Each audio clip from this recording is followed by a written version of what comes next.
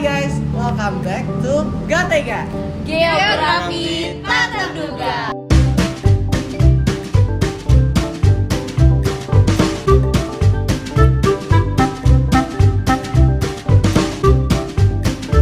Nah, kali ini kita bakal ngebahas tentang dua ekosistem yang ada di alam kita nih guys.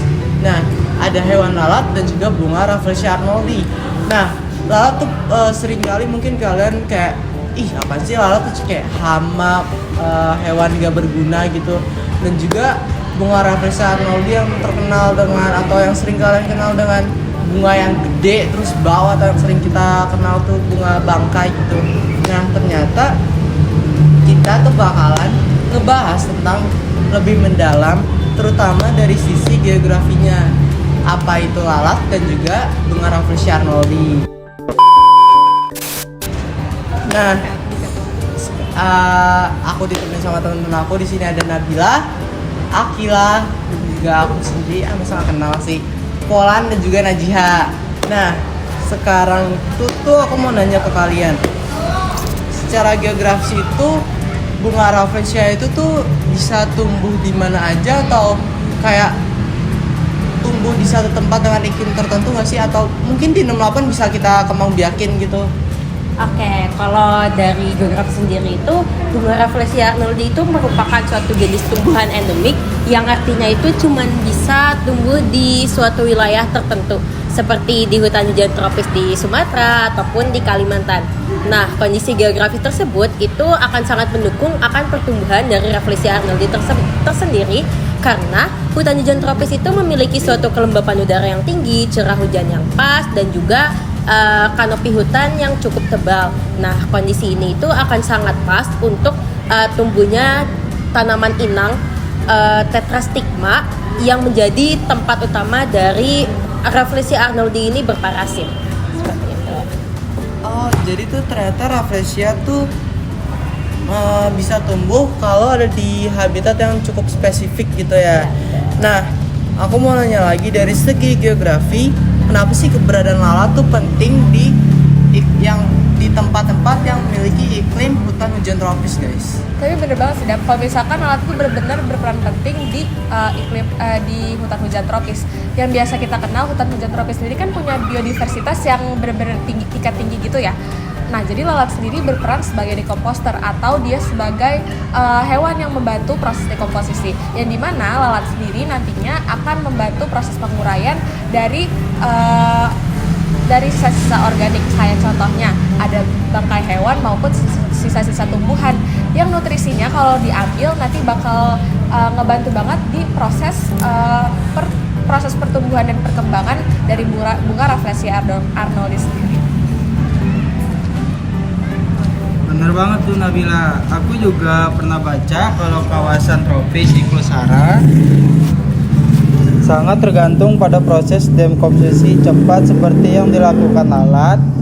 Kalau tidak ada dekomposisi nutrisi tanah di hutan, hujan bisa menurun drastis karena curah hujan yang tinggi cenderung membuat tanah mudah tererosasi.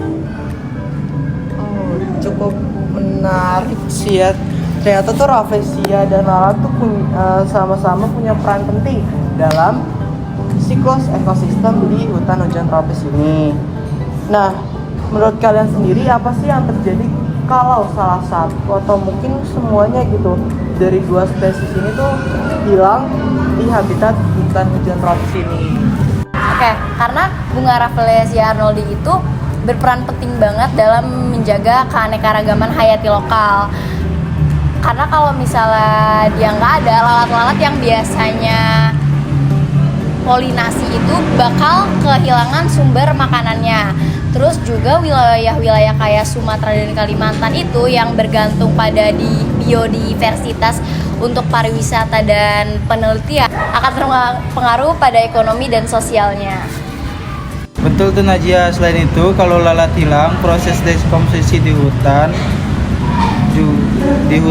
hujan bisa terganggu. Ini akan berdampak besar pada kesuburan tanah yang lama-kelamaan bisa menyebabkan hutan tidak subur lagi. Hal ini bisa mengarah pada deforestasi, di mana kondisi tanah yang tidak subur mempersulit regenerasi tumbuhan yang akhirnya merusak ekosistem secara menyeluruh.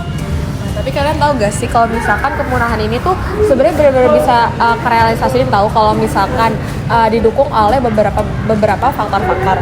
Contohnya kayak perubahan iklim yang secara ekstrim. Jadi perubahan suhu secara ekstrim sendiri bisa membantu bisa mendukung kepunahan dari Rafflesia arnoldi maupun lalat. Juga kerusakan habitat maupun kehilangan habitat itu juga bisa mendukung kepunahan dari si Rafflesia arnoldi sama lalat ini. Contohnya, kalau misalkan penebangan hutan yang terjadi secara berlebihan, bisa-bisa Rafflesia arnoldi ini kehilangan habitatnya dia. Oh, jadi tuh masing-masing dari itu tuh punya kaitannya kayak keanekaragaman hayati, peran serangga juga, terus dari geografi juga punya keterkaitan gitu.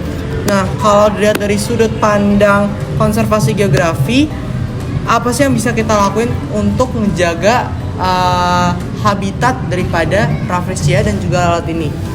Nah, jadi untuk melindungi spesies endemik seperti Rafflesia arnoldi itu, hal-hal yang paling utama yang dapat kita lakukan itu adalah dengan memastikan bahwa habitat alami dari mereka itu tetap terjaga. Namun, secara geografis, wilayah-wilayah tropis seperti Kalimantan dan juga Sumatera itu akan mengalami suatu tantangan yang cukup besar seperti deforestasi dan juga perubahan terhadap iklim. Nah, salah satu upaya yang bisa kita lakukan untuk mencegah hal tersebut terjadi adalah dengan menjaga cagar alamnya dan juga taman nasional yang menjadi tempat dari Rafflesia arnoldi itu tumbuh ataupun muncul lah istilahnya. Nah, di sana itu regulasi yang cukup ketat itu akan membantu untuk mencegah kerusakan dari habitatnya, terus menjaga keberlangsungan dari spesies dan juga melindungi ekosistemnya. Yang dibilang Akila tuh bener banget tahu. Kalau misalkan kita juga harus ngasih edukasi nih ke masyarakat tentang adanya upaya konservasi yang bisa kita lakuin untuk menjaga hutan kita biar lestari. Contohnya, kayak kita bisa ngasih edukasi kalau misalkan masyarakat ini harus tahu bahwa Rafflesia arnoldi ini merupakan sumber daya tarik wisata yang harus kita jaga dengan tidak merusak habitatnya dia. Oh, jadi keterlibatan masyarakat dan perlindungan geografis habitat tuh kunci biar tetap terjaga gitu ya. Nah, ada nggak sih guys saran atau tambahan dari kalian tentang ini gitu? Ya, mungkin yang terakhir dari aku, kita juga harus ingat bahwa perlindungan hutan tropis bukan cuma soal spesies atau tumbuhan. Ekosistem global hutan hujan tropis seperti di Sumatera dan Kalimantan itu juga berperan penting dalam penyerapan karbon dari atmosfer. Jadi menjaga hutan sama dengan menjaga iklim global. Setuju banget sih. Dengan kita menjaga ekosistem itu tuh sama aja kita juga ikut membantu dalam menjaga iklim bumi, guys. Nah, thank you banget buat teman-teman yang udah dengerin kita, dan juga thank you banget buat teman-teman aku yang udah sharing-sharing ilmu tentang lalat dan juga bunga Rafflesia ini lebih mendalam lagi. Nah, mungkin ini udah akhir dari podcast kita pada hari ini, teman-teman ya. Nah, sampai jumpa di podcast kita. Apa sih namanya tadi? Gatega. Iya, itu namanya Gatega ya guys ya. Emang agak aneh sih. Ya, sampai jumpa di podcast Gatega selanjutnya guys. Dadah.